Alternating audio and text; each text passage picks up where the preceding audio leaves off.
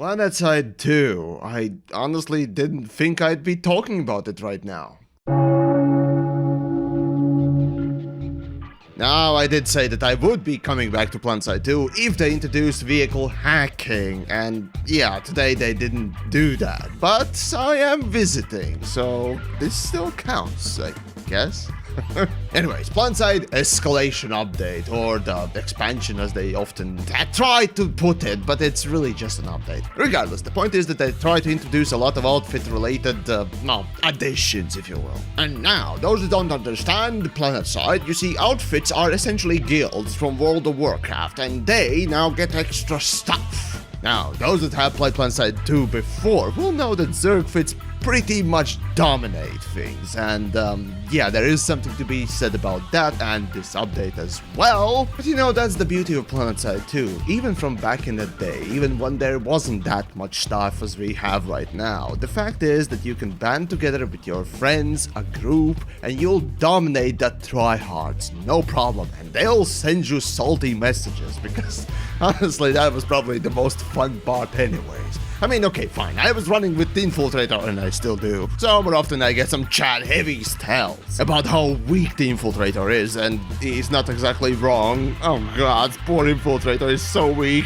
I mean, come on, give us vehicle hacking at least. But anyways, back to the Escalation update. Essentially, we get some interesting things for a long-time players and, well, quote-unquote, an end game, the so-called outfit wars. You know, it's kind of interesting that because of all these little things, the fleet carriers, I mean, the fleet, wait, no, they called it the fleet carriers as well. Holy fuck. Right, they called it Bastion fleet carriers. Okay, anyways, this is a side, but Elite Dangerous has been sort of taunting their players with, you're gonna get mega ships to pilot or at least move around in the galaxy and blah.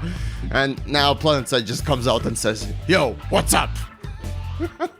Anyways, that's beside the point. The whole update in general just adds more stuff for just organized play to do, and that's honestly a really good thing. Though it is kind of weird that they made a new map for the whole outfit wars instead of using already existing Nexus. Yes, that whole thing. As a matter of fact, they made the whole advertisement back in the day. We got to play test it. It's just kind of sad to see that thing just not be used, because it was interesting, say what you will. Sure, it was only 1v1 instead of 1v1v1. Oh well. Then we get the Sanctuary, which is basically what they call it, a social club, and honestly I just want to now throw up because of that sentence, but regardless. It's nice that we have some sort of a place to just go and, fuck around, I guess. Though from back in the day, there were a lot of suggestions for just making VR training that sort of a thing, where you couldn't kill each other, but you could just test, stuff together or what else, or have a PvP zone within it. But oh well, maybe in the future.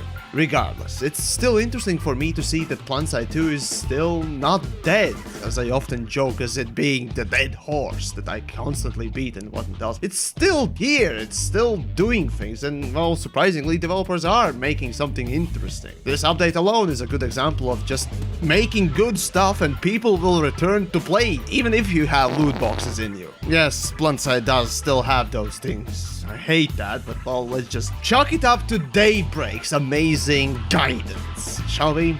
Though one could point out that this could be just the last big hurrah of the project or something else, because, well, realistically speaking, most games don't really last past 4 years unless they have single player. But the fact that Planetside 2 is still around kicking and screaming is either indicative of the community's love for the game, or that once you make a proper game and interesting stuff on it, people will recognize it and play it? Unlike that one other Planetside game. That one that didn't even survive for half a year? But in any case, there have been plenty of talks or hints towards the Planetside 3. The developers have constantly even put out on public media, which I personally don't like seeing oftentimes, but hey, you never know. Maybe Daybreak will ease off, who knows. But as for now, Planetside 2. If you played it before, well, perhaps it's time to come back and, play with your old mates one more time. before, you know, you leave it completely or something. Or perhaps resume playing it. But if you've never played Planetside before, I would definitely recommend at least trying it out. It's a free-to-play game, so easy to just install and play. Just watch out for microtransactions and loot boxes. Oh, and of course, do join a platoon or a squad. Oftentimes you may have a very charismatic leader, which will make the game just oh so much more fun. And hey, if you want to come and play with me, I suppose, come to Miller, Vanu. Or play other factions if you just want to kill me. Or at least attempt to. So yeah, a positive look on Planetside 2. Who would have thought after all these years, right? But no, seriously, developers, you've done quite well. So keep on trying. I'll be watching.